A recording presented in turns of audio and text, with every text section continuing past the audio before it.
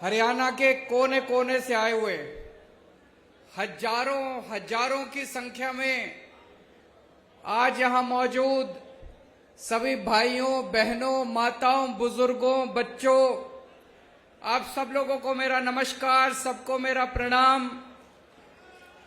मैं आपका शुक्रिया अदा नहीं कर सकता दिल से, इतना मैं भाव विभोर हूं।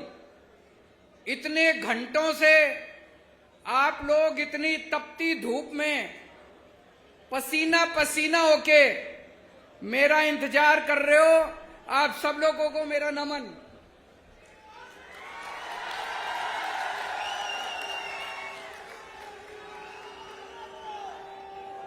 और इतनी भारी संख्या में लोग आए हैं, जितने हजारों हजार लोग यहां मौजूद हैं, इससे दुगने तुगने बाहर सड़कों पे अभी आ रहे हैं। मैं अभी आ रहा था, कई लोग आ रहे हैं रास्ते में, कई लोग बाहर मौजूद हैं। उन सब लोगों को मेरा प्रणाम, सबको मेरा नमन।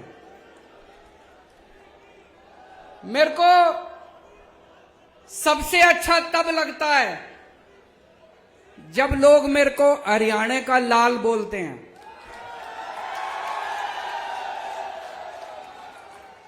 हरियाणा मेरी जन्मभूमि है और जन्मभूमि मां के समान होती है। मां का कर्जा आदमी 7 जन्म में भी नहीं चुका सकता।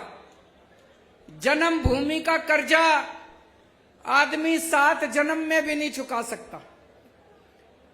आज मुझे बेहद खुशी है, अपनी जन्मभूमि में, कुरुक्षेत्र की धर्म भूमि में आज यहां पे आपके बीच में आके सबसे पहले अभी बता रहे थे कि कल तूफान आया था। यह शुभ संकेत है। कह रहे हैं बता रहे हैं तूफान पंजाब से आया था।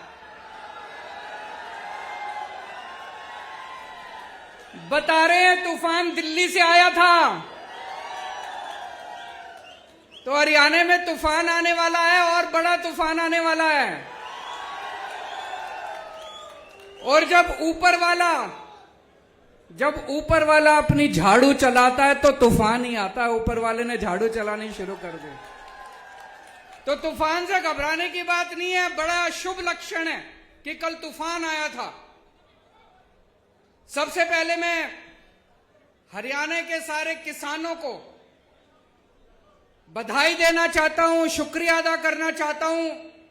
हरियाणा के और पंजाब के किसानों ने मिलके जिस तरह से इतनी अहंकारी सरकार को झुका दिया, 1 साल तक आंदोलन किया, 1 साल तक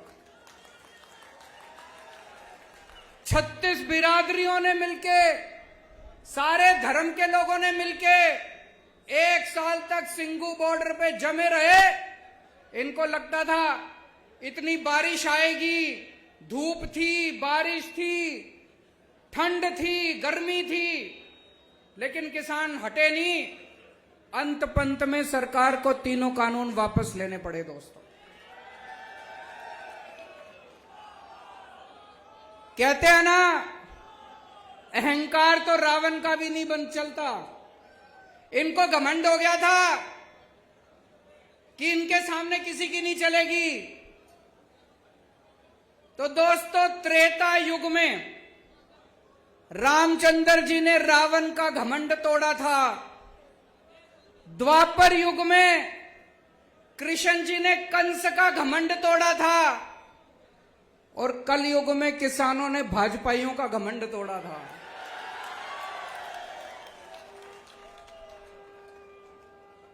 मैं सारे किसान भाइयों को बधाई देना चाहता हूं।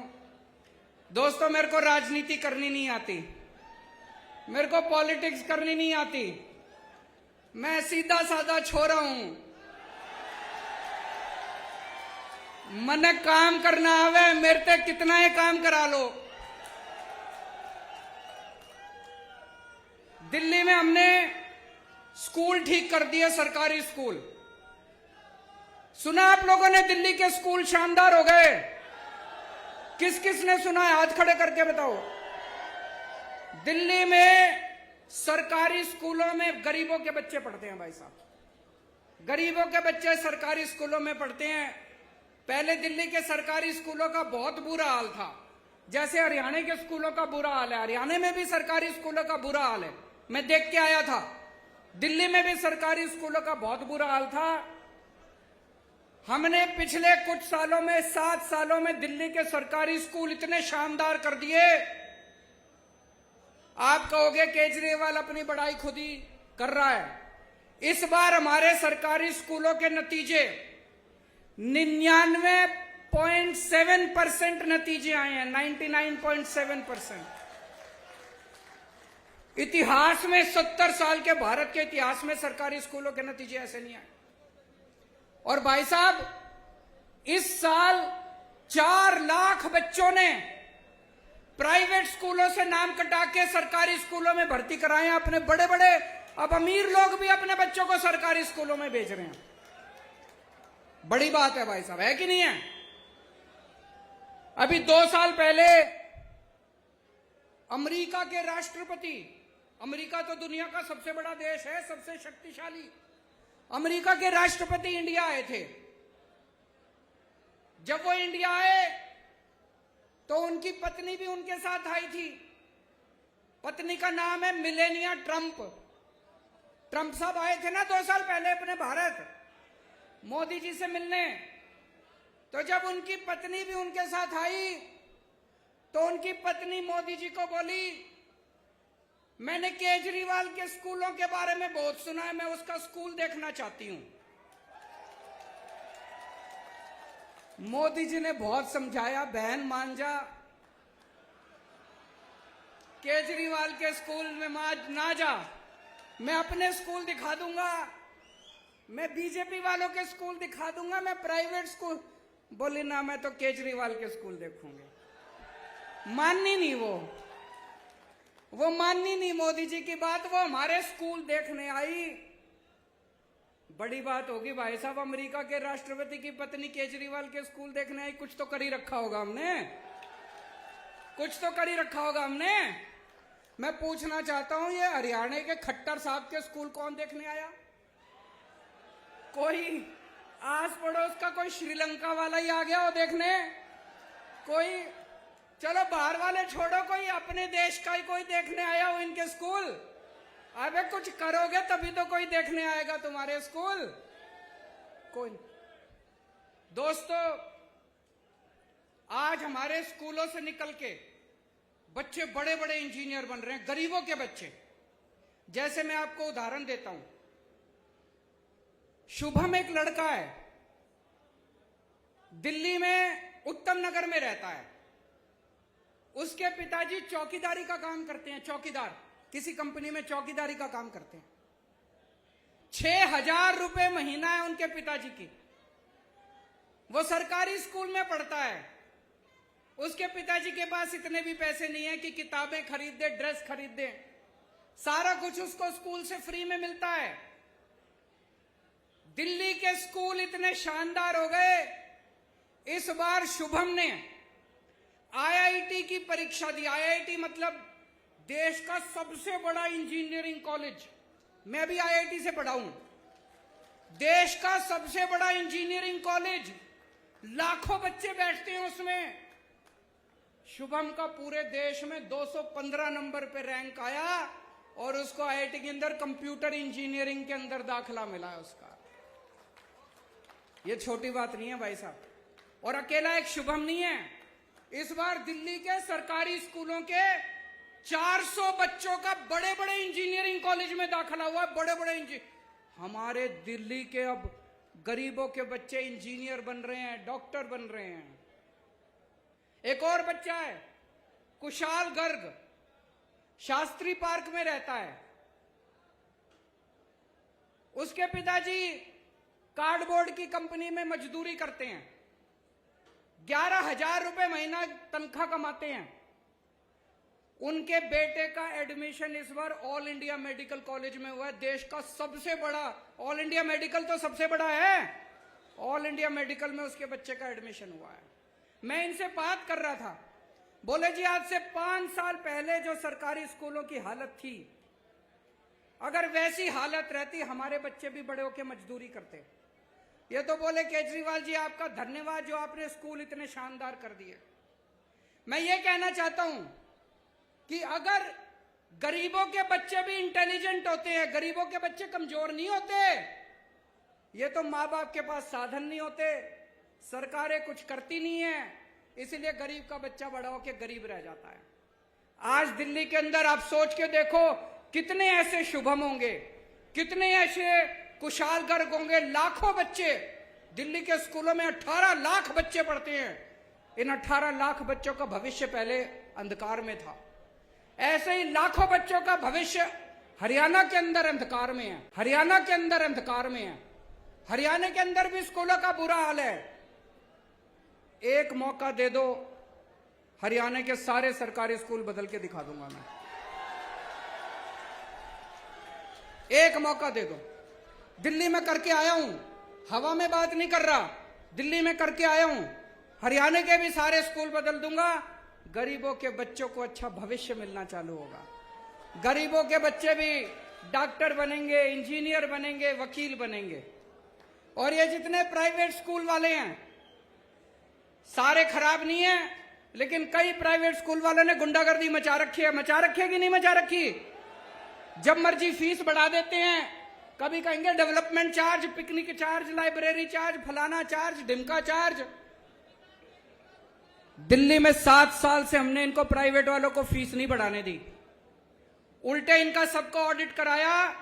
कई लोगों को पैसे वापस कराए हैं प्राइवेट स्कूल वालों से, कभी नहीं हुआ होगा ऐसा।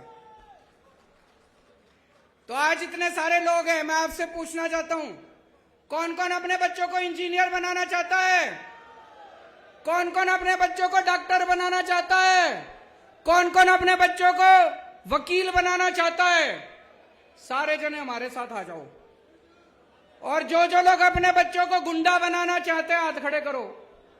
जो जो अपने बच्चों को दंगई बनाना चाहते हैं, गुंडे बनाना चाहते हैं, बलात्कारी बनाना चाहते हैं, उनके साथ चले जाओ।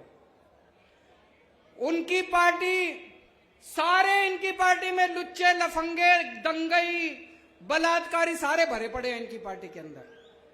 सुबह से शाम तक गुंडागर्दी करते घूमते हैं।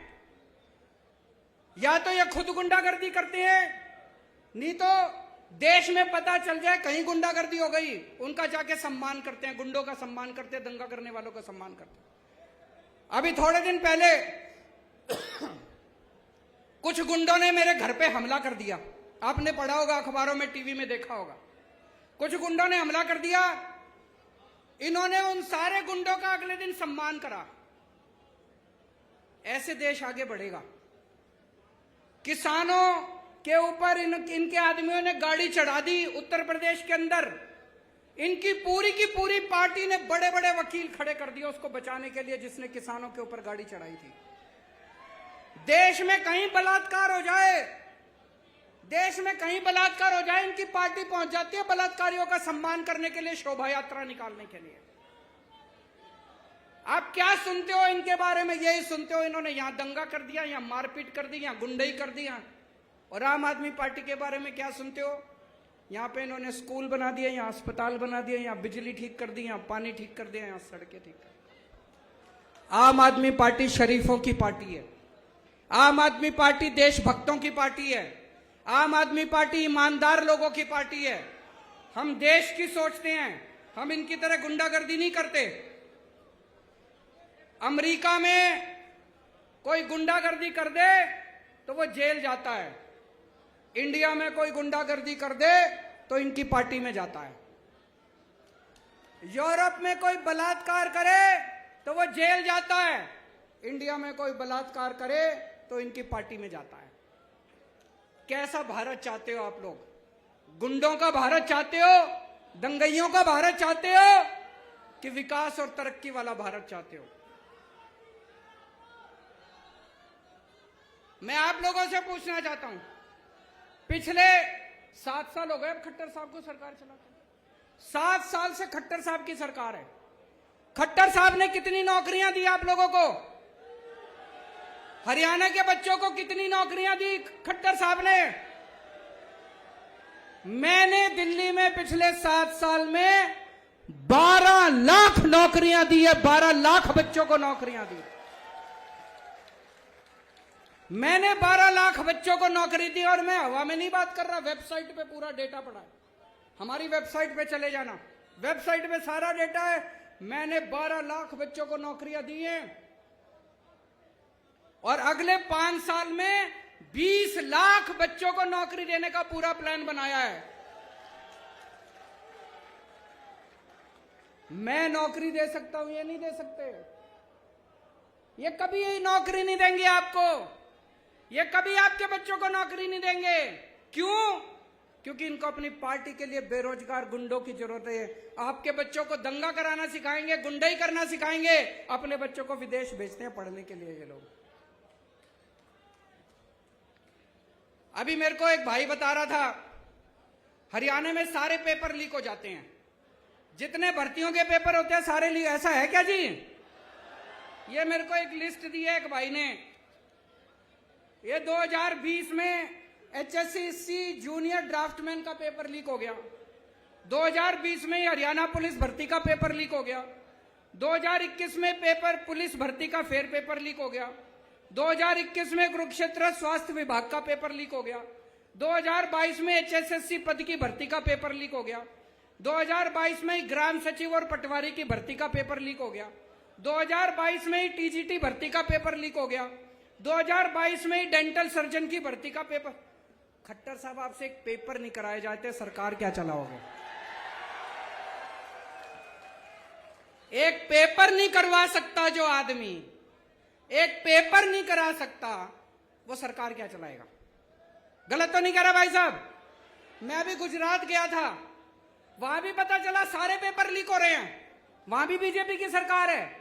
मैं हिमाचल प्रदेश गया था, वहां भी सारे पेपर लीक हो रहे हैं। एक Guinness book of world record है, सुना है आपने? दुनिया के सारे बड़े बड़े रिकॉर्ड उसमें होते हैं। अभी उनकी कल मीटिंग हुई है शाम को गिनीज बुक वालों की, उसमें भारतीय जनता पार्टी का नाम लिखा जा रहा है। सबसे ज्यादा पेपर लीक करवाने वाली पार्टी भारतीय जनता पार्टी।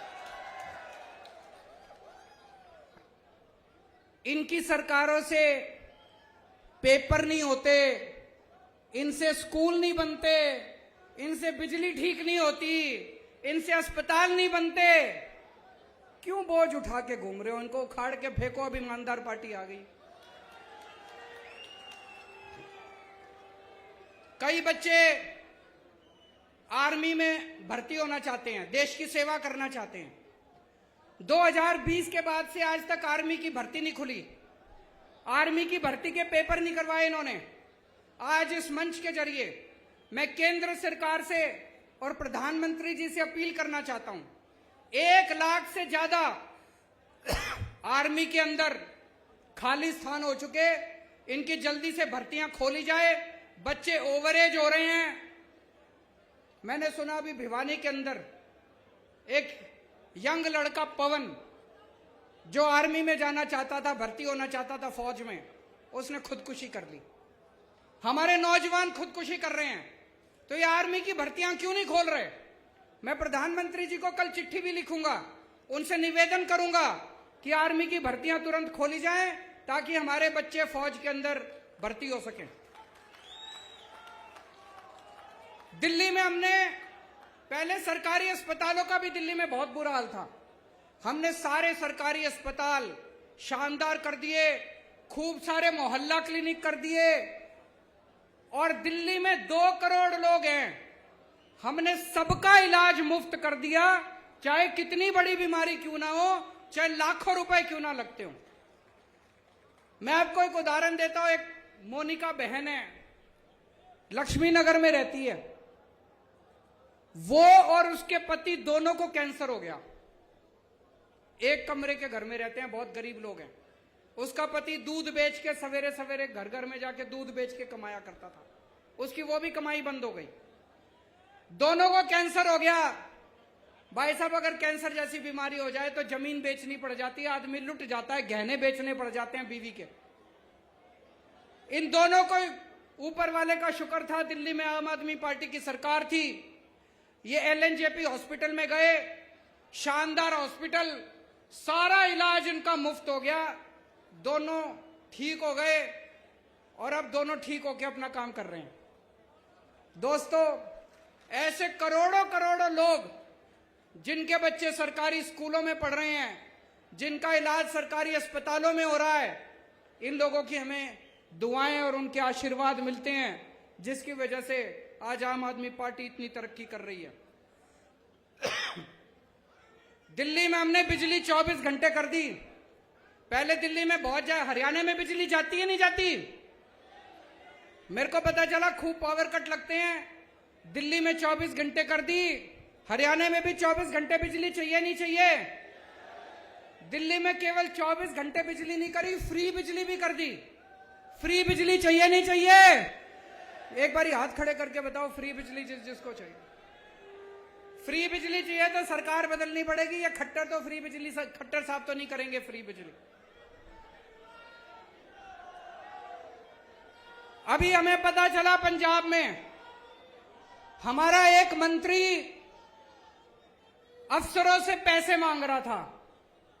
हमारा हेल्थ मिनिस्टर पंजाब का अफसरों से पैसे मांग रहा था। मीडिया को नहीं पता था, विपक्षी दलों को भी नहीं पता था। कोई और पार्टी होती तो क्या करती? उसको कहती थोड़ा बहुत पार्टी फंड में भी जमा करा, सारा खुद मत खा। यही कहते। कोई और मुख्यमंत्री होता तो क्या करता? कहता आधा मेरे को दे, आधा खुद रख।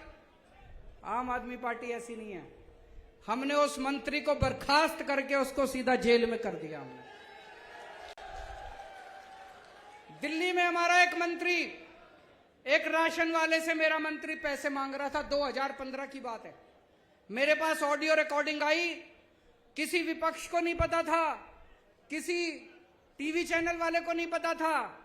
मैंने तुरंत अपने मंत्री को बर्खास्त करके उसको सीबीआई को सौंप दिया।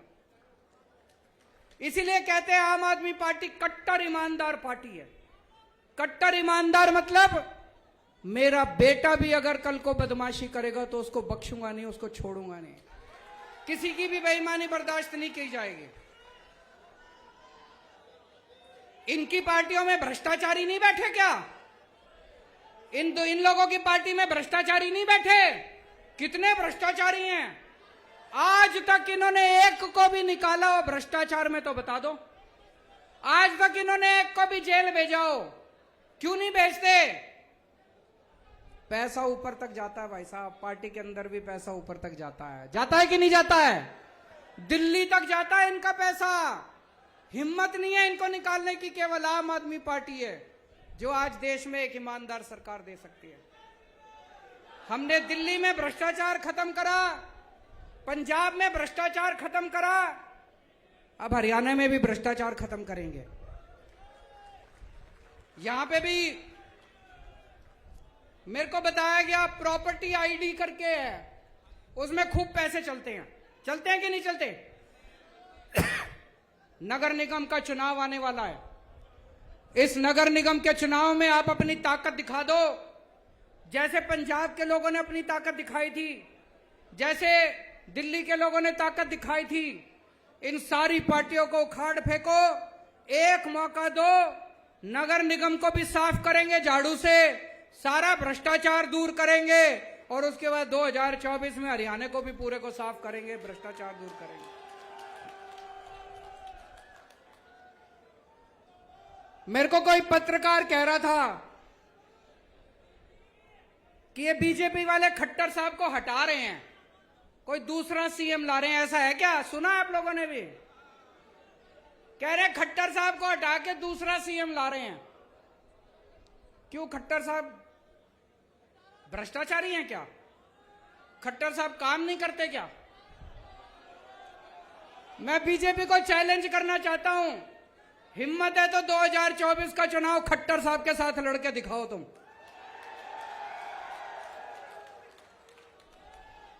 दोस्तों, हमारा तो एक ही मकसद है, हमारी जिंदगी का एक ही मकसद है, भारत को दुनिया का नंबर 1 देश बनाना। भारत दुनिया का नंबर 1 देश बन सकता है। भारत के लोगों में बहुत ताकत है, भारत के बच्चों में, युवाओं में बहुत ताकत है। मेरा मकसद है, कई मेरे से पूछते हैं पत्रकार, आप कौन सी पार्टी के साथ अलायंस करोगे? मेरे को यह अलायंस वलायंस करना नहीं आता। मैं 130 करोड़ लोगों का अलायंस बनाऊंगा इस देश के।